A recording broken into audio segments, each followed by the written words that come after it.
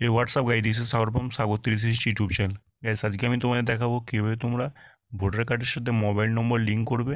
Instant সঙ্গে সঙ্গে হয়ে যাবে, এর জন্য কোনো ওয়েট করতে হবে না। সব থেকে প্রথম voter service portal log in করবে, তারপরে এখানে ফিল ফর্ম 8 বলে একটা অপশান পাবে, সিম্পল এটাতে ক্লিক করবে।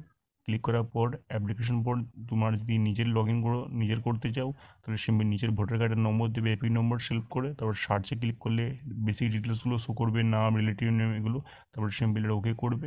ওকে করার পর এখানে 2 নম্বর অপশান পাবে, correction of entries in existing electoral, simple এটাকে ওকে করে নেবে। তারপরে তোমার বেসিক বিধানসভা ক্ষেত্রের নাম এগুলো সব শো করবে, বেসিক দেখে নেবে, ভোটার নম্বর, এপি নাম শো করার পর এখানে সিম্পল আধার কার্ডের 12 ডিজিটের আধার নম্বরটা দেওয়ার পর এখানে মোবাইল নম্বর দেবে। তোমাদের মোবাইল নম্বর দেওয়ার পর এখানে কী কারেকশন করতে চাইছো, যেহেতু আমি মোবাইল নম্বর অ্যাড করতে চাইছি তো সিম্পল মোবাইল নম্বর সিলেক্ট করবো। তারপরে 10 ডিজিটের যে মোবাইল নম্বরটা রাখতে চাইছো সেই মোবাইল নম্বরটা দিয়ে দেবে। দিয়ে দেওয়ার পর সিম্পল এখানে যেখান থেকে ফর্ম ফিল আপ করছো সেটা দেওয়ার পর ক্যাপচা ফিল আপ করে সেন্ড ওটিপিতে ক্লিক করবে, একটা 6 ডিজিটের ওটিপি আসবে। তারপরে সিম্পল প্রিভিউয়ে ক্লিক করে ফর্মটা দেখে নেবে সব ঠিকঠাক ফিল আপ দিয়েছো নাকি বেসিক ডিটেলসগুলো। তারপরে সিম্পল এখানে ই সাইন অ্যান্ড সাবমিটে ইয়েস করে কন্টিনিউ করবে। তারপর তোমার আধার কার্ডের সাথে যে মোবাইল নম্বরটা লিঙ্ক আছে সেখানে একটা 6 ডিজিটের ওটিপি আসবে।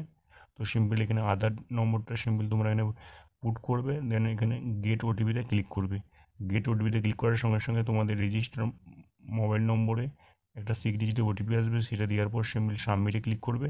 তাহলে তোমাদের অ্যাপ্লিকেশনটা সাকসেসফুলি সাবমিট হয়ে যাবে অ্যান্ড সঙ্গে সঙ্গে সেটা প্রসিড হয়ে যাবে।